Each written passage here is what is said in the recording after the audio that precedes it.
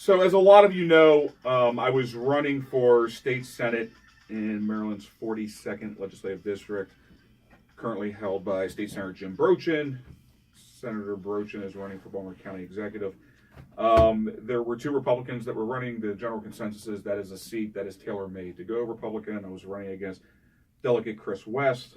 As we talked about last week, as most of you know, I was sued in court for my residency or lack thereof, something that I lost. A lot of people emailing me over the last week here on what I was going to do. And as I told everybody last week, my intention was to appeal it. I also mentioned during that segment, anybody that knows basic law knows that the appellate process is much more difficult than your first swing at the ball. I defended myself last time. We've done well with fundraising. I still believe that there is you have a responsibility to be a good steward of campaign contributions and not squander them. And the price tag to fight this in the appellate court was coming in around $40,000.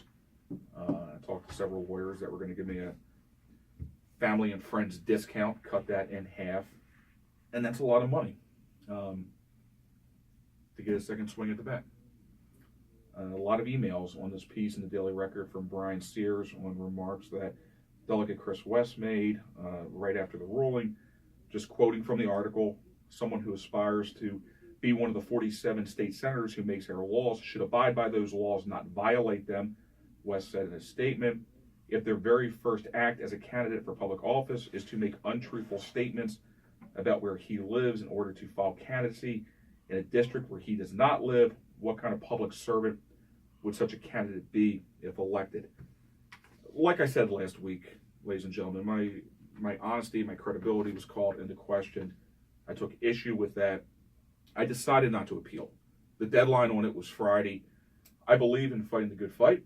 I believe in fighting to win. I do not believe in fighting winless wars, and I definitely do not believe in fighting expensive winless wars.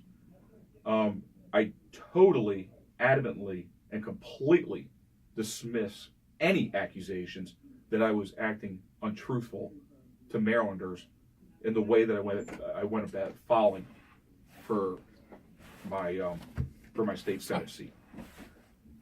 With that being said, I have a real problem. The case that I was making in court was that I was in full compliance with Article 9 of the Maryland State Constitution, and I was in full compliance of the rules and regulations that were set forth from the Board of Elections.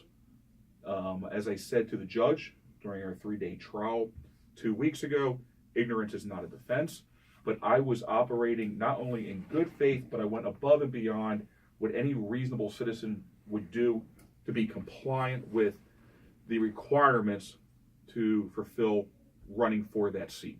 So I do take major objection to anybody questioning my integrity on trying to circumvent the requirements to run for that seat. What I don't want to do, and it's the reason why I didn't start the show with this, I don't want to turn the program into a sour grapes thing where I'm constantly going after Delegate Chris West. That's not what I want the show to be. That's not how the show has become as successful as it has. So I don't know who I'll support in the general, but I think fighting a losing battle on this is a mistake. Now, with that being said, two things. First of all, we need conservatives to serve in this state. And I'm not just talking about the 42nd. In general, we need conservatives that are going to stand up when it comes to the Second Amendment, now more than ever, when it comes to property rights, when it comes to the role of government. And we need leadership that will defend themselves. And I said in the very beginning, I believe that there's a major breakdown in leadership within the Democratic or within the Republican Party in this state. So what I'd like to do, instead of just getting into a war with my former opponent, I'm not appealing it. It doesn't make sense from a political standpoint or a business standpoint. I'd like to focus on two things. I'd like to focus on, first of all, doing what I think I do very well, which is being a voice and promoting conservatism. And I, not in a punitive way, but I want to get the Board of Elections in line. And I would ask Delegate Chris West to join me on that. I mean, if he is going to be the next state senator for the 42nd, to sponsor a bill that makes sure whatever the regulations are on the home page of the Board of Elections, which right now, if you look at the requirements at the Board of Elections, it references the Maryland State Constitution. It's very simple, okay? The requirements are you have to be a Maryland citizen for 1 year, you have to have residency in the district that you're going to serve in for 6 months, and you have to be 25 years old. Delegate, is that? Yeah, you got to be 25 years old.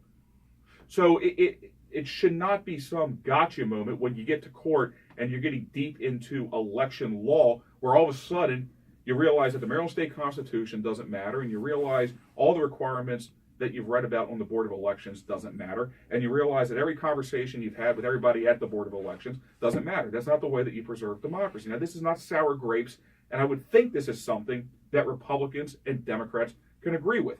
Because whether you're talking about running for dog catcher or the President of the United States, one of the things that makes America great, makes Maryland great, is that every citizen with some basic requirements can participate in democracy and in free and open elections. And Delegate, I'll bring you in, Delegate Pat McDonough will be joining the show right afterward, but if you don't know what the rules are, you can't play by them. And again, this is not sour grapes, but I believe that what happened in court was by design. So what I want to focus on, and again, nothing punitive on this, I just want the rules to be clear, and I would hope that Delegate Chris West, if he was a state senator, would join me in this, whether this is legislatively or the Board of Elections does this, unilaterally does this on their own. I mean, we're talking about adding an extra column where, whether it's dates on the calendar or it's the requirements to run for whatever seat is, that it's very clear, because it's the whole point of the Board of Elections. And I think that's important. I think that's a good fight. I think that's something, whatever side of the aisle, whatever your ideology, whatever your political beliefs are, you believe that if you want to participate in the process, you know what the rules are.